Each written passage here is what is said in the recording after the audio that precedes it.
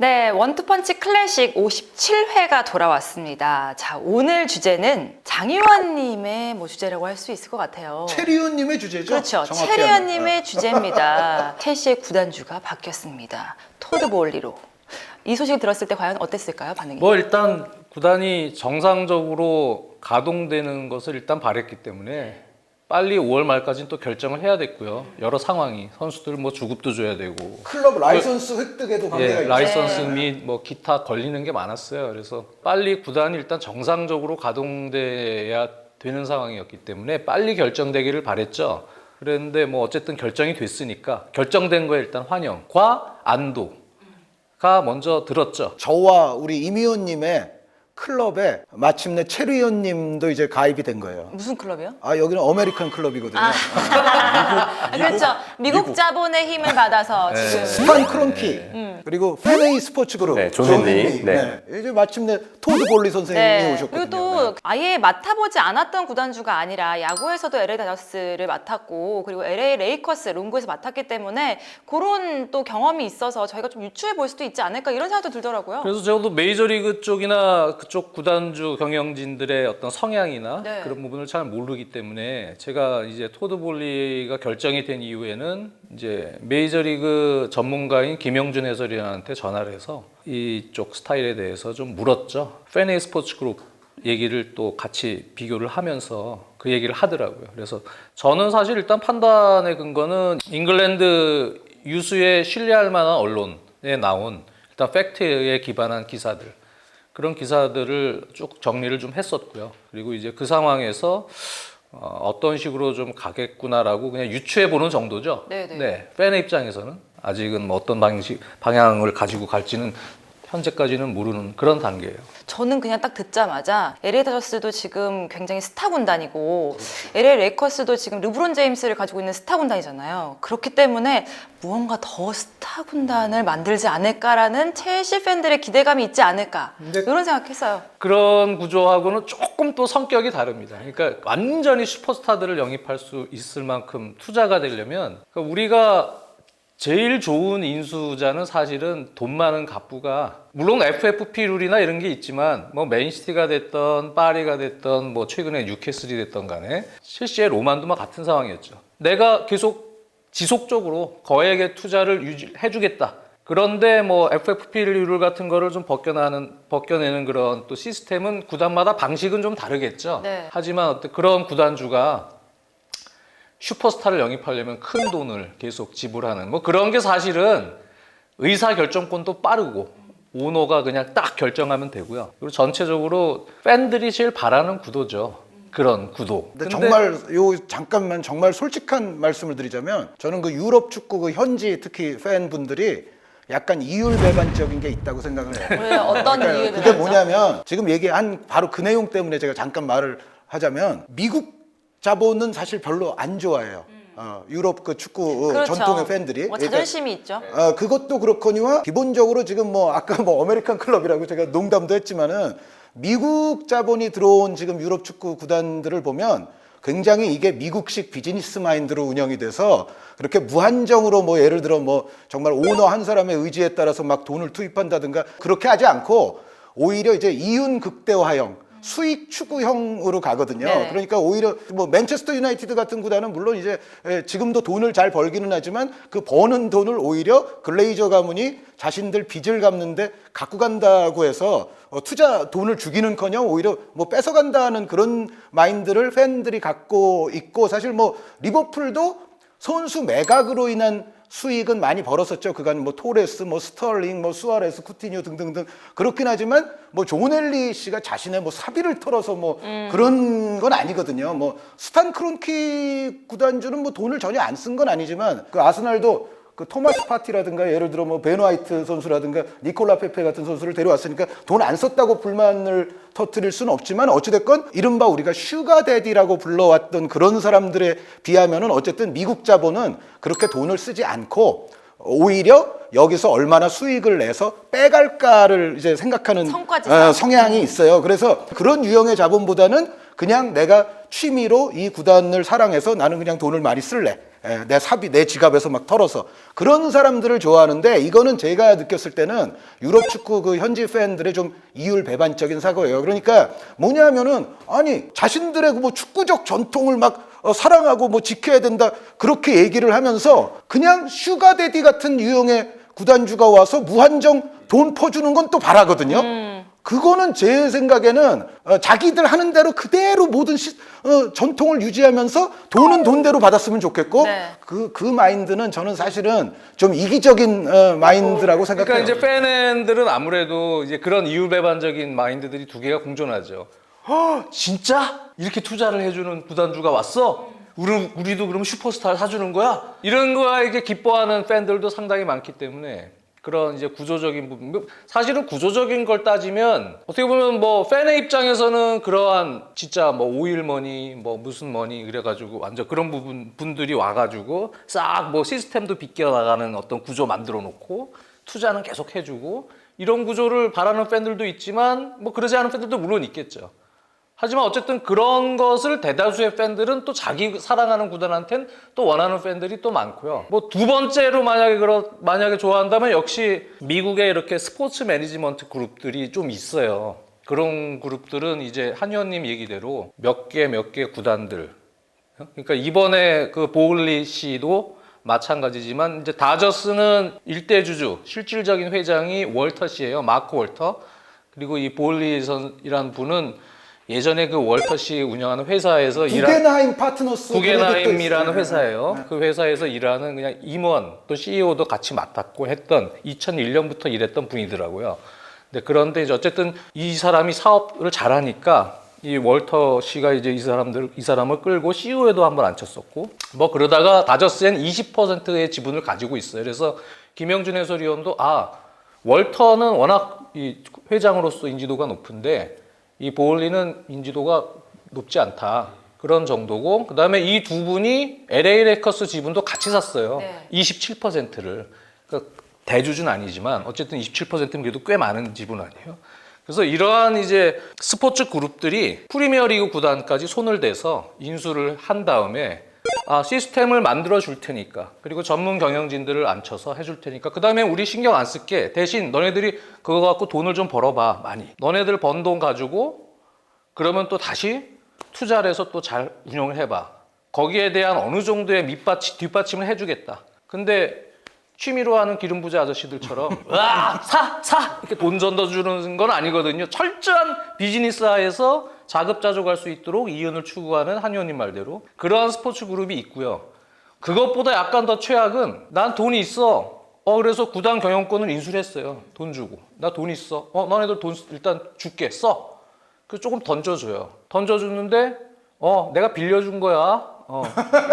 내가 빌려준 거야. 이자까지 쳐서 다시 했어. 이자 하나 받고, 이자 하나 받고, 구단 가치를 좀 키워놔. 내가 좀 했으니까. 나중에 나 팔 거니까. 이 사람들은 팔 생각으로 구단 인수하는, 뭐, 라리가나 일부 팀들이나 시리아 일부 팀들, 아시아 쪽에 있는 자본들 들어가죠.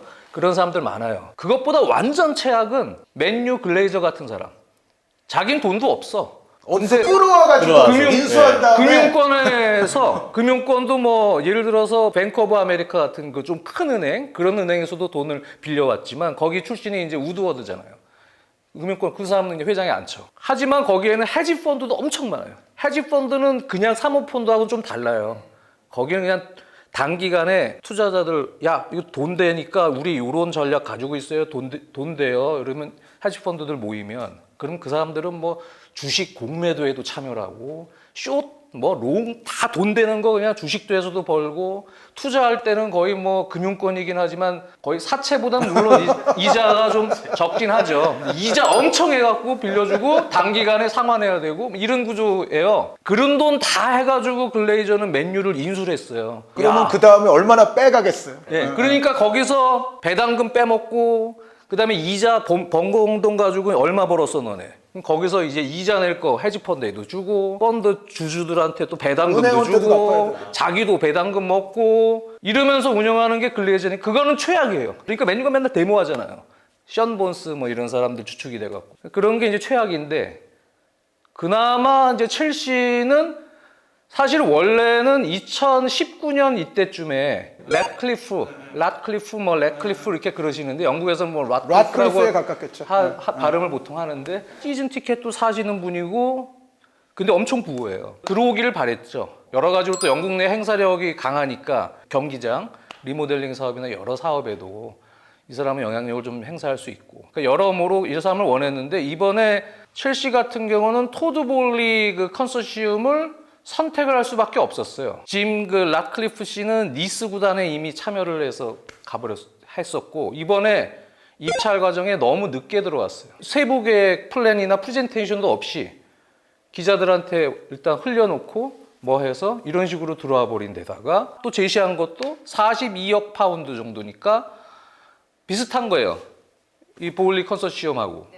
아예 그냥 뭐 60억 파운드 막 확 올려서 만약에 제시를 했으면 첼시 구단에서도 시간이 별로 없지만 뒤늦게 들어왔고 또 프레젠테이션이나 세이브 플랜도 제시를 안 했고 이 정도면 너무 센데 한번 빨리 와서 그러면 한번 협상을 해봅시다 뭐 이런 식으로도 했을 텐데 그러질 못한 상황에서 첼시 쪽 재단은 토드 볼리 쪽에 컨소시엄이 와서 세부 플랜 프레젠테이션을 다 했다 그래요. 그리고 미리 또 들어와서 계속 작업을 하고 있었고 그러다 보니까 아무래도 이쪽으로 갈 수밖에 없는 상황이었어요. 시간은 없고 5월 말까지 빨리 처리를 하고 또 인증 저거를 받아야 되는데 그러려면 지금 단계가 거의 마지노선이었거든요. 이번에 발표한 날이.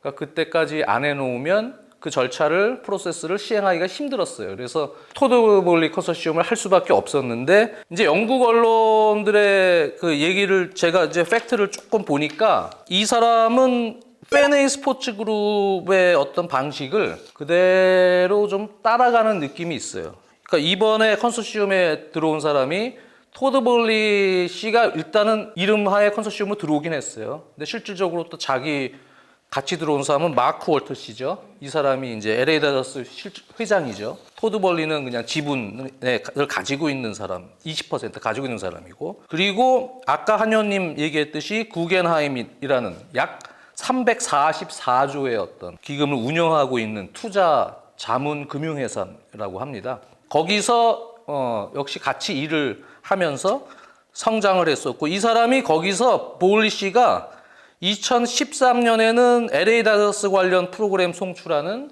스포츠넷 LA라는 그런 사업을 참여해서 했고요. 그리고 타임 워너 케이블이라는 회사가 있어요. 케이블 회사. 타임 워너 케이블이랑 LA 다저스 사이에 또 거래를 성사를 시켰던 분이에요. 그래서 사업적 역량이 상당히 높아서 월터 씨한테 신뢰를 받았고 그리고 보엘리 씨는 또 프로덕션 그리고 또 빌보드 할리우드 리포트라는 미디어 그룹도 본인이 소유를 샀어요. 뭐 출판, 방송 이런 미디어까지 본인이 이제 매출을 또 만들어내고 있는 역량을 발휘를 했고요. 그리고 여기서 또 재밌는 것은 부동산 투자에도 이 사람이 일가견이 있어서 본사가 런던에 있습니다. 네, 케인 인터내셔널이라는 부동산 회사.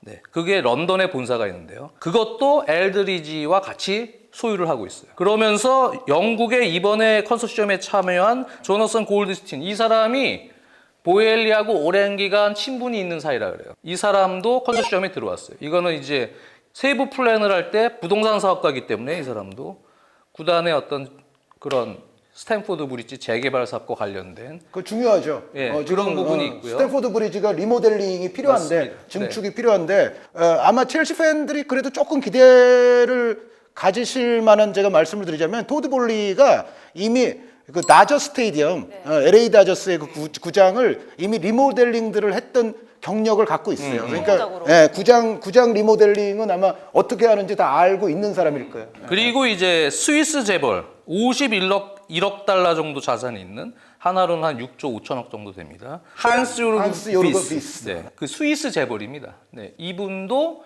컨소시엄에 참여를 했고 근데 결정적으로 이제 그 세이프 플랜 프레젠테이션 할 때 첼시 쪽에서 걸고 넘어졌던 건 저거라 그럽니다. 사모펀드가 있는데요. 클리어레이크 캐피탈이라는 금융회사입니다. 사모펀드인데 사모펀드는 헤지펀드랑은 조금 성격이 달라요. 그거는 이제 기업의 어떤 가치나 뭐 이런 걸 보고 M&A나 이런 걸 하려고 보통 사모펀드를 많이 해요. 그래서 투자자들이 모이거든요. 캐피탈이 인수 금액의 언론에서는 최종적으로는 66%의 자금을 댔다라는 게 지금 언론사들의 얘기예요. 그러면 엄청나게 지금 큰 금액이거든요. 그러니까 이제 첼시에서 이제 이거를 가지고 아니 컨소시엄은 다 좋은데 계획이 지금 헤지펀드는 아니지만 사모펀드가 들어와서 60% 되면 그 사실은 최대 주주는 클리어 레이크 캐피탈인 거예요. 그러면 여기서는 얘네들은 돈 벌어야 되는 금융권이잖아요. 그러면은 얘네들 돈 가져가지 않겠냐 계속. 그리고 얘네들 문제 생기면은 어떻게 보면 이거는 사람이 아니잖아요. 그러니까 그런 문제를 제기하니까 그래서 이번에 새 플랜을 제시를 할 때 그 얘기를 조항을 넣은 거예요. 안티 글레이저 조항. 네. 글레이저처럼 할 수는 없다. 그래 놓고선 10년 동안 네. 지분을 팔거나 배당금 못 먹는다. 맞아요. 네. 세 가지인가 있죠, 그 조항이. 예. 그래서 그 조항을 넣었어요. 그렇게 빼먹고 배당금 챙겨먹고 그런 거는 여기 캐피탈 안 합니다. 투자하고 10년 동안 동결.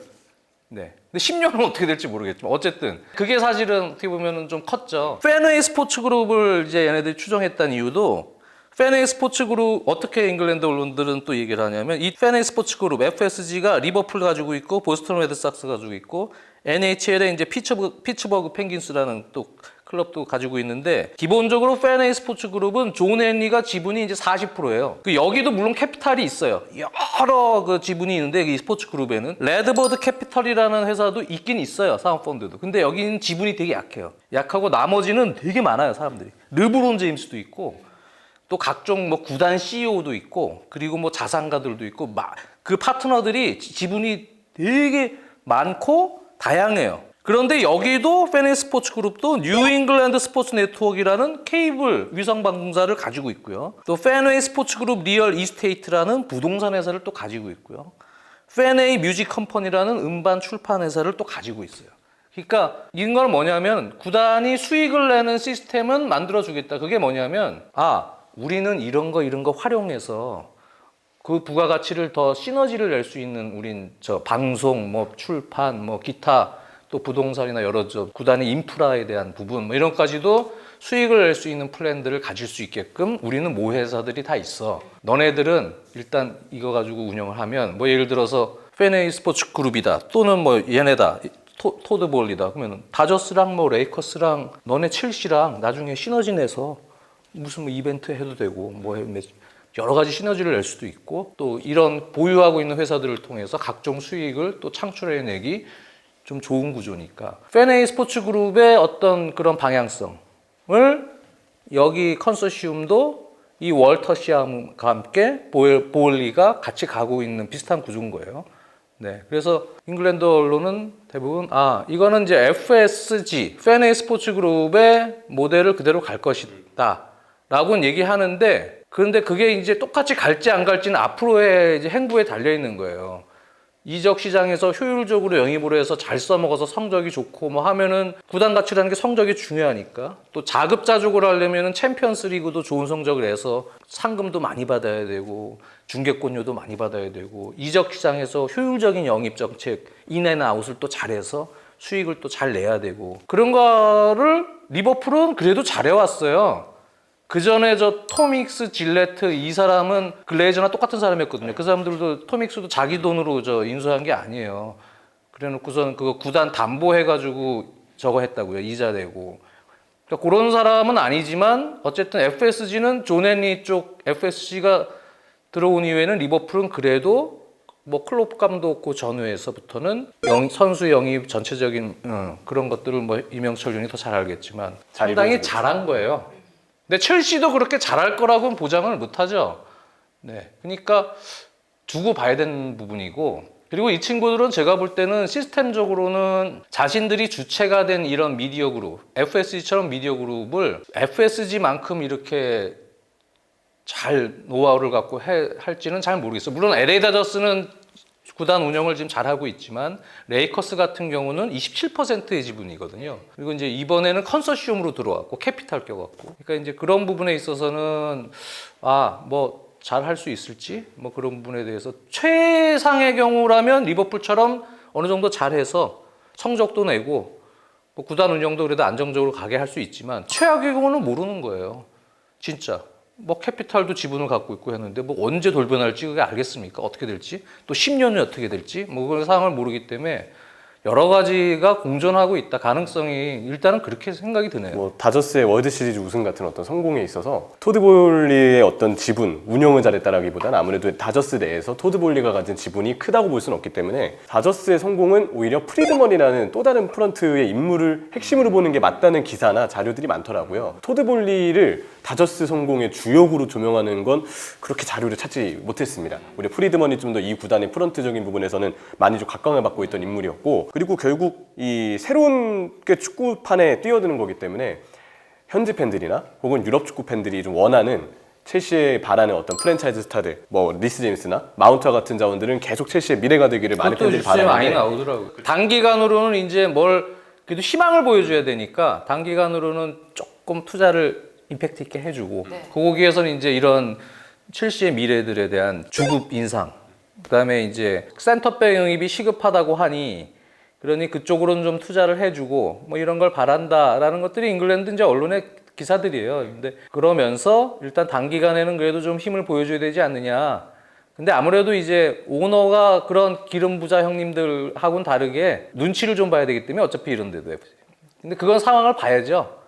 왜 그러냐면 볼리 혼자 결정할 수 있는 상황이 아니거든요. 네. 네, 상황을 이제 지켜봐야 될 것 같은데 이번 여름 이적 시장 그리고 이제 한 시즌 정도 의 상황을 이렇게 보면 대충 아 얘네들 어느 정도구나 라는 게 나올 것 같긴 해요. 장 의원님이 첼시 팬인 만큼 좀 객관적으로 굉장히 분석을 해주셨고 두고 봐야 된다라는 평가를 해주셨거든요. 두 분이 이 밖에서 봤을 때 초록불, 노란불, 빨간불로 말하자면 신호등으로 말하자면 어떤 불일까요? 역시 노란불인 것 같아요. 예. 이도저도 아닌, 아직은 기다려야 되는 입장이라는 점에 저도 동의를 하는데, 변수가 될 수 있는 부분은 과연 이 토드 볼리라는 인물들 혹은 그 캐피탈에 포함되어 있는, 컨소시엄에 포함되어 있는 다수의 인원들, 뭐 월터라든지 아니면 비스와 같은 인물들까지, 특히 뭐 볼리의 영향력이 제일 중요할 텐데 과연 이 사람이 축구 구단에 대한 이해도가 얼마나 있을지, 그리고 얼마나 첼시라는 구단에 대한 애정을 가질지는 지금으로서는 측정 자체를 할 수 없는 거기 때문에 역시 변수가 있다고 봐야 되는 게 맞는 것 같고요. 좀 제가 걱정하는 건 로만 아브라모비치 구단주도 결국은 저는 슈가데디라고 보거든요. 그리고 슈가데디 슈가데디 원조격이에요. 네. 21세기, 진짜 원조격이죠. 21세기 원조격. 축구판을 쩐의 전쟁으로 만든 좀 신호탄이 아니었나 이런 생각도 드는데, 근데 이 사람에게는 돈도 돈이지만 지출 스타일도 스타일이지만 구단에 대한 좀 애정도 매우 컸다고 생각해요. 정말 자신의 취미를 가지고 뭔가 축구 구단을 운영한다는 느낌도 느낌이지만 첼시 자체를 굉장히 좋아하는 느낌. 그 애정의 행동이 그 이제 FFP에 반영되지 않는 지출들이 있잖아요. 인프라와 관련된 것들, 시설과 관련된 것들, 아니면 그 지금 스탠포드 브리지와 관련된 이슈들 역시도 로만의 사비가 좀 많이 들어갔다고 기사들이 나와 있더라고요. 근데 어쨌든 지금 새로운 인수자들은 본인들의 돈이 어느 정도 그곳에 쓰여야 되는데, 지금 당장 컨소시엄을 이루고 있는 형태를 봤을 때 캐피탈이 60%를 차지하고 나머지 인물들이 그 적고 적은 비율들을 좀 나눠서 가지고 있잖아요. 그러면 쓸 수 있는 돈이 로만 때보다는 당연히 한정된다고 봐야 되는데, 여기에 FFP에 들어가지 않는 그간의 시설과 인프라에 대한 지출들, 이거를 그동안 로만이 거의 사비를 들여서 했다면 이것 역시도 지금 구단을 소유하고 있는 또 다른 새로운 소유주들이 이제 자신의 사비를 들여서 투자를 해야 됩니다. 근데 로만과들에게 이 사람들은 이적 자금은 이적 자금대로, 구단에 대한 자신의 사비 지출은 사비 지출대로 따로 구분을 하기보다는 몽뚱그려서 투자금으로 생각을 할 가능성이 좀 있지 않을까. 그렇죠. 그러니까 이번에 인수 자금이 25억 파운드고 그게 한 한화로 2조 5천억 정도 되고요. 그러니까 이 사람이 볼리가 2019년에도 들어왔었어요. 그때 로만 제재가 2018년부터인가 시작이 됐잖아요. 그 영국에서 비즈니스 활동 못하는 제재가 들어와서 그때 이제 로만이 아 이제 팔 때가 됐나 보다 그래갖고 던져놨었거든요. 그때 이제 몇 명이 아까 얘기했던 라클프스도 있고 그다음에 이 사람도 들어왔었어요. 그때가 이 사람이 30억 파운드 제시했었거든요. 그것보다 싸게 인수한 거예요. 사실은 인수 금액은 25억 파운드에. 근데 여기서는 이제 추가 투자를 약속을 한 세부 플랜에 조항에 넣었어요. 17억 파운드를 약속을 했어요. 그거는 이제 스탠포드 브릿지 재개발 사업이랑 그다음에 여자팀, 위민팀이죠. 그리고 이제 재단 쪽에 투자. 그랬는데 지금 이 조항대로만 딱 가면 이제 나머지에 대한 투자는 어떻게 할 것이냐. 구단이라는 게 딱딱 이 정도 수익을 냈어. 무조건 수익을 내고 그 돈 가지고 또 투자를 해서 선수를 또 돌리고 뭐 그렇게만 딱딱 되진 않거든요. 구단이 인앤아웃 이적 시장에서 적자가 나기도 하고 그리고 또 구단 수익이 또 안 좋아질 수도 있고 그거는 어떤 변수가 발생이 될지 모르는데 사실은 그러한 부분에 대한 기본적인 투자의 의지죠. 이명철 의원이 얘기하는 거. 그런 의지가 과연 여기가 어느 정도 되겠느냐에 대해서 뚜껑을 열지 않았기 때문에. 예, 미지수고 FSG도 사실은 그런 의지가 많은 쪽 그룹은 아니고 똑같아요. 미국들이. 우린 신경은 안 써요. 걔네 대신. 그 맨유가 사실은 제일 그거는 그 우도도 안 쳐놓고 그거는 완전 서거한 거고 여기도 잘 안 와요. 구단에 신경 안 쓰고 너네들한테 맡길 테니까 돈 벌어서 너네들끼리 자급자족 해라 이런 마인드이기 때문에. 근데 이제 리버풀은 그게 잘 된 거고 요즘에. 방향성이 또 FSG가 예. 좋죠. 지금까지 봤을 때. 첼시는 그렇게 잘 될지 안 될지 모르는데 그게 잘 안 되면 과연 그렇게 해줄 수 있겠느냐 추가로 자기네들이 이제 그런 부분에 대한 또 걱정인 거죠. 저 아메리칸 스타일을 한번 경험해봐. 예, 나 지금 커피도 아메리카노를 먹고 적응해 볼까?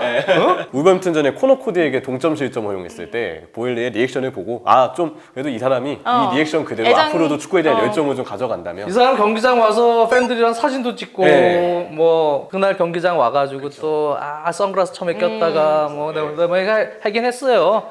근데 이제 보통 다 처음에 다 그래요. 미국 비즈니스들이 와서 언제까지 비즈니스맨들이. 약간 찜찜한 건 경기 보러 올 때마다 대부분 이기지 못하더라고요. 아, 이전에 그쵸. 스탠포드 브리지 때도 몇 번 방문을 했었는데 제 기억이 맞다면 그때도 첼시가 결과가 좋진 않았었거든요.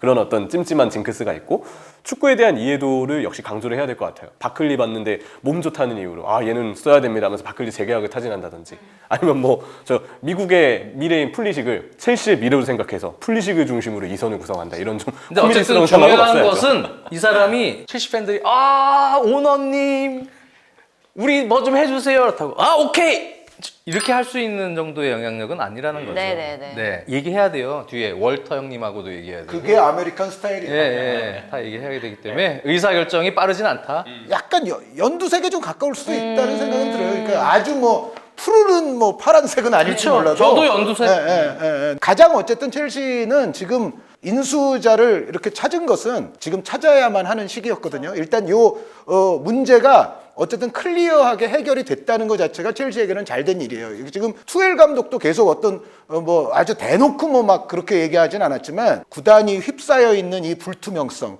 불확정성 이것이 빨리 해소가 돼야 된다는 생각을 투엘 감독도 하고 있었고 이제 일단 이 부분이 해소가 돼야 지금 첼시가 여름에 해야 될 일들이 굉장히 많거든요. 이제 그런 것에 착수를 할 수가 있기 때문에 제 생각에는 거의 그래도 좋은 쪽에서 약간 차선 정도는 충분히 될 수 있는 인수가 일어났다. 그리고 그러니까 글레이저 쪽에 가깝게 가느냐, 이 페네이 쪽에 가깝게 가느냐는 굉장히 중요한 문제인데 네네.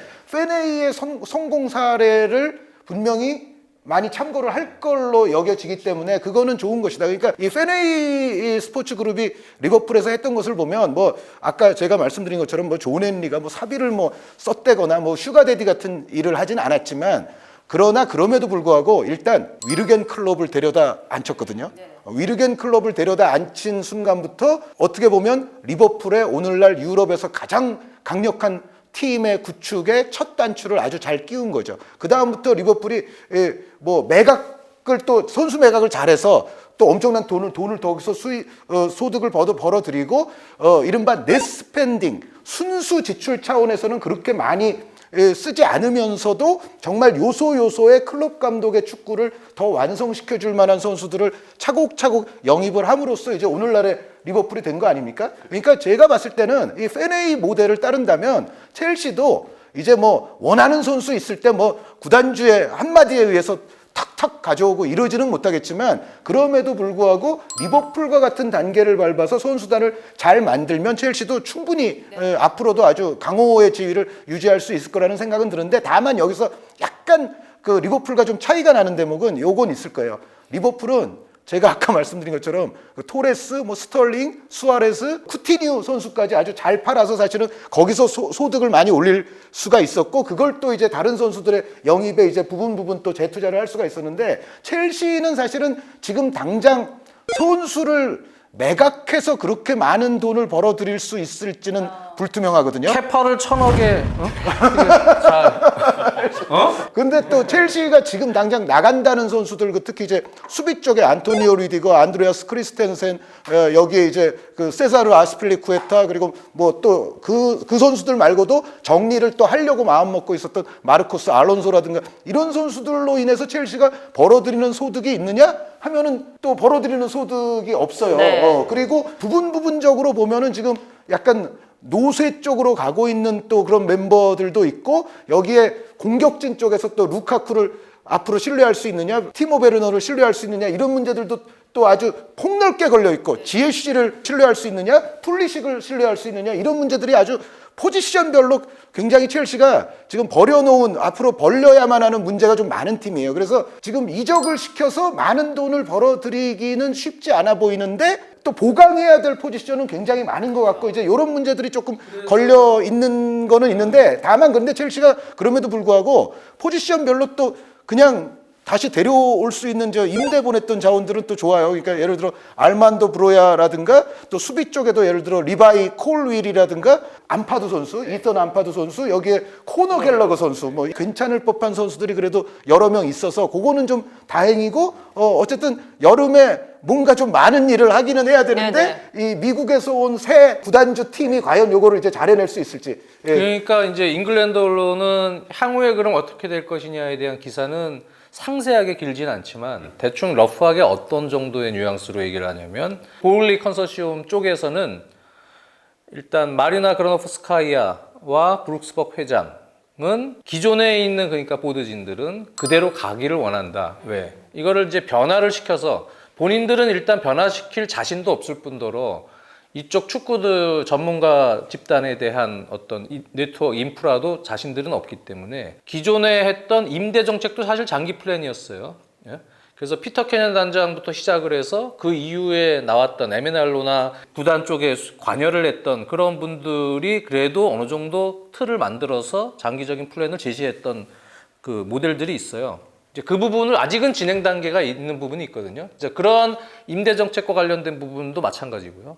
그런 진행 중인 거는 지금 현재 보드진이 그대로 남아서 진행을 시키길 바라고, 그것이 이제 현재 첼시를 일단 안정적으로 운영시키는 데 있어서 필요하지 않냐, 이런 이제 뉘앙스로 기사가 나가고 있어요. 그래서 앞으로 일단 그렇게 할 것 같다, 이쪽 보울리 컨소시엄은. 그래서 무언가 뭐 새로운 인물들을 막 집어넣어서 하진 않을 것 같다, 지금 이렇게 할 것 같다. 그 중에 이제 초반에는 어느 정도 그래도 자금이 들어오지 않겠느냐라고 잉글랜드 언론도 일부에서는 추측을 하고 있고, 그 정도로 이제 긍정적으고 바라보는 또 쪽도 있고, 약간 좀 부정적인 시각인 또 언론들도 있긴 있는데, 현재 구조를 확 이렇게 바꾸고 하진 않고, 왜 그러냐면 로만이 사실은 제재 때문에 잉글랜드 못 오고 그러고 있는 동안에도 일정 기간은 마리나 그라노프스카이아한테 다 맡겨놨었어요. 그래서 심지어 이제 잉글랜드 언론에서는 로만한테 보고를 안 한 시기도 꽤 길다라고 이제 쓰고 있거든요. 완전히 정권을 당시에, 왜 그러냐면 로만 같은 경우도 재산을 원래 이스라엘 쪽, 유대계 쪽이니까 로만이 이스라엘 이중 국적도 가지고 있어요. 그래서 뭐 이스라엘 쪽이나 아니면은 뭐 기타 등등 해외에 이미 몇 년 동안 재산 분배를 많이 해놨어요, 사실은 로만이. 이제 그런 작업 때문에 상당히 좀 본인도 해외를 다니면서 좀 바쁜 와중에 구단 운영은 직접 본인이 가질 못하기 때문에 마리나가 정권을 일임하고 본인이 그냥 결정해서 해라. 그리고 넘긴 기간이 꽤 있어요. 그렇기 때문에 어쨌든 지금 구단의 경영은 사실상 마리나의 결정에 의해서 돌아간 부분도 상당 기간 있거든요. 그러니까 이쪽에 새로운 컨소시엄이 와서 누가 새로운 사람을 앉히고 바꾸고 이거를 하면은 오히려 더 구단에 혼선이 많이 생긴다, 이런 부분이죠. 그러니까 일단 그대로 틀은 놔두고, 당분간에 큰 변화가 없을 수도 있겠네요. 네, 그대로 아마 틀은 놔두고 가지 않겠냐라는 것이 잉글랜드 언론의 일단 중론입니다. 저는 근데 그냥 딱 겉으로만 봤을 때는 기사를 봤더니 자본이 어쨌든 토드 보울리가 6위래요.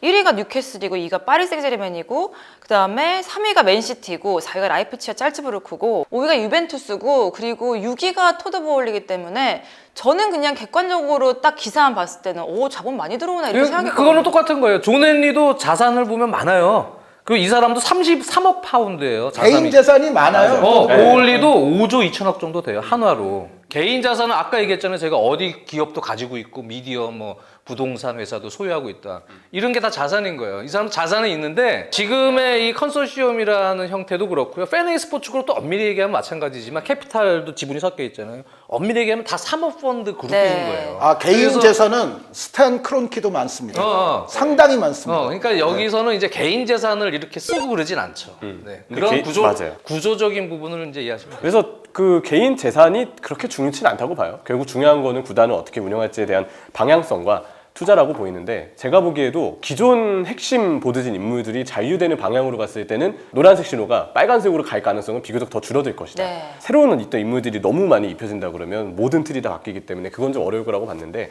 다행히 지금 이 마리나와 그래도 브루스 벅 회장이 남아게 된다는 거는 그래도 좀 좋은 의미가 그건 아직 되지 확정된 건 않을까 아니지만. 네, 유력해 보이긴 하고요. 제 생각에는 첼시도 새로 부임하고 첫 시즌에 해야 될 역할들이 너무 많은 것 같아요. 선수 처분을 과연 잘할 수 있는지에 대한 변수가 있거든요.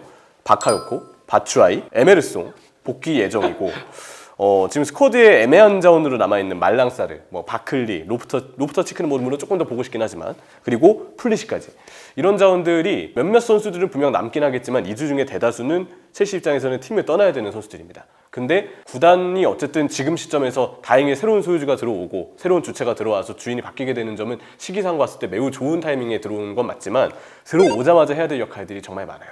근데 이 상황에 보드진의 중심들마저 새로운 인물들로 만약 바뀌게 됐다면 과연 이 모든 작업량을 감당할 수 있었을까? 그러진 않거든요. 다행히 마리나는 그동안 첼시에서 일했을 때 보면 판매를 비교적 잘하는 편에 가까웠고 이번에도 그동안 팔아야 되는 선수들 조금 팀 내 입지가 불투명한 선수들이 누군지에 대한 파악은 이미 맞춰져 있는 인물들이기 때문에 주체가 바뀌더라도 본래 작업을 이어가는 데 있어서 다행히 마리나나 브루스 벅 쪽에서는 큰 문제는 없을 것이다. 그거는 좀 생각이 들어요. 대신에 이 선수들을 과연 누가 수요할 것인지 또 첼시가 원하는 만큼 이적료를 다른 팀들이 지불할지는 사실 모르는 일이긴 하죠. 그것 때문에 판매 수익을 무조건 높게 점치기만은 힘들 텐데 어쨌든 나가는 선수에 의한 주급 지출이 좀 줄어들 수 있는 점은 그래도 기대를 해야 될 거라고 생각합니다. 저희가 오늘 주제가 주인 바뀐 첼시의 미래가 어떻게 될지에 대한 얘기였는데 세 분 다 뭐 노란색 그리고 조금 초록색에 가까운 노란색을 얘기하셨어요.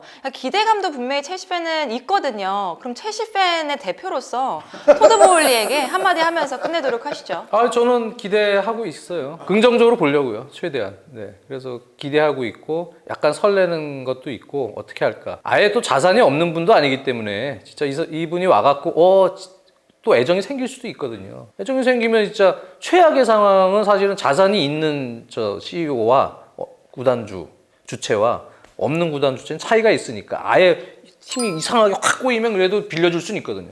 개인 자산을. 그래도 자산이 있는 게 낫죠. 그래서 근데 이제 모르겠어요. 이분들이 저는 이제 첼시 팬의 입장에서는 FSG보다 조금 더 적극적인 투자를 통해서 지금 첼시는 조금 맨시티 리버풀보다는 처져 있잖아요. 그러니까 이거를 이제 완전히 유럽 정상권으로 만들 수 있는 투자를 초반에 한 2-3년 동안 단기적으로 좀 해주기를 바라는 거죠. 그래 놓으면 그래도 부자는 망해도 10년은 간다고. 어느 정도 그렇게 좀 만들어 놓으면 그래도 상당히 또 좋은 평가를 받지 않을까. 그리고 이제 가장 핵심적으로 좀 큰 역할을 해야 될 사람이 의외로 조너선 골드스틴? 네, 영국 사람이니까. 네, 그 사람이 부동산 사람인데 지금 첼시 그 리모델링 하는 쪽이 그 문제 터졌을 때 가보고 또 이렇게 봤지만 거기가 이제 그 두 가지가 크게 걸려 있더라고요. 하나는 이제 지하철역이 풀럼 브로드웨이역이 이쪽에 한 200m 뒤에 있는데 바로 뒤에가 철도예요. 그 역을 이제 이전하거나 뭐 하는 문제가 겹쳐 있어요. 이 구단에만 하는데. 근데 런던 그 지역은 사실은 그러니까 맨체스터 같은 데는 정말 시가 좀 도와주고 하면은 얼마든지 이거를 새로운 시설이나 이런 걸 갖다 놓을 수 있는 약간 그 여지가 많은데 런던은 사실은 첼시가 원하는 대로 막 뜯어고치기가 어려운 곳이에요. 부지가 되게 좁아서 바로 철도 가죠. 그다음에 여기 부지가 스탠포드 브릿지만 보면 되게 작아요. 그래갖고 그거를 조금 리모델링 하더라도 넓혀야 돼요. 또 공사도 하려면 여기 어느 정도의 면적을 확보해야 되는데 그러려면 이쪽 집들을 좀 부셔야 돼요. 그러려면 땅을 사야겠죠. 땅을 또 사야 되는데 로만도 일찍 좀 그걸 하려다가 아무것도 못했어요. 되게 어려운 문제예요. 그런데 아까 얘기했던 그 조너선 골드스틴, 볼리도 이쪽에 이제 부동산 회사가 있다고 하니까 어쨌든 그 부동산 사업가, 잉글랜드 사업가하고 잘 이걸 해결하는 게 사실은 되게 커요. 그래야 이제 토트넘도 NFL 팀 경기 유치하려고 그거 사이로 짓고 막 했거든요. 거기다 다저스 경기도 같이 스탠포드 브릿지 재건축에 유치를 할 수 있고, 뭐 심지어는 뭐 물론 이제 NHL 팀도 보유하고 있지만 그런 메이저리그도 같이 병행하면서 아마 그런 사업 모델들을 미국 비즈니스들은 다 하고 있겠죠. 그러려면 이제 일단 인프라적인 어떤 변화 이런 부분은 신경을 많이 써야 되죠. 그게 사실 중요한 겁니다. 첼시 인수하고 나서의 행보에 있어서는. 어쨌든 첼시의 구단주가 변화했다는 거는 첼시에게도 빅 이슈지만 프리미어리그에서도 굉장히 큰 이슈거든요. 그렇기 때문에 그들이 어떤 방향으로 흘러갈지 여러분들 지켜보시면서 좋은 방향으로 갈 가능성을 기대해 보시기를 바라겠습니다. 자, 그럼 클래식 마무리 짓도록 하겠습니다. 안녕히 계세요.